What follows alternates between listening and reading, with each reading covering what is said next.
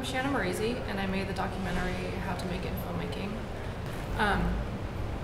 So How to Make It in Filmmaking is a documentary that I made a couple of years ago, and there were a few questions that I was really interested in at the time as a filmmaker myself, and that was what motivates us to do this, what are these stories that we want to tell, and why do some people go to such great lengths in putting themselves into debt, et cetera, to do this. And third thing I was interested in at the time was the nature of success and what does that mean to us in this country, which I think is a little bit different than it possibly means to people in other countries.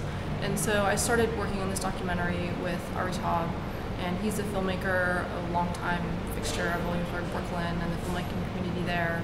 And he has a really interesting story.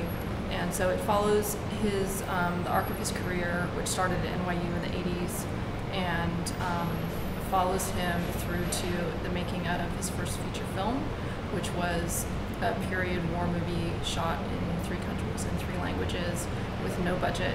The film took me about 4 years to make, and that wasn't continuous. That was stretched out over periods of time because there was no budget for my project either. So kind of hard to say about, in total, probably about 6 months of post if you pushed it all together. I shot it here. There was a lot of footage, archival footage, that Ari had already shot because he had people on his set, because he was really intent himself on documenting his story. And so I took these tapes and kind of shaped them into the story that I was interested in. And so I also went back and shot a lot of interviews with the principal people involved in that project, who were very interesting in themselves. A lot of those stories didn't all make it into the film, unfortunately, but I tried to talk to all the people that were involved. And then I also did some shooting in Los Angeles briefly, and most of the shooting was done here in New York. And then I did extensive interviews with Ari in his car, driving around.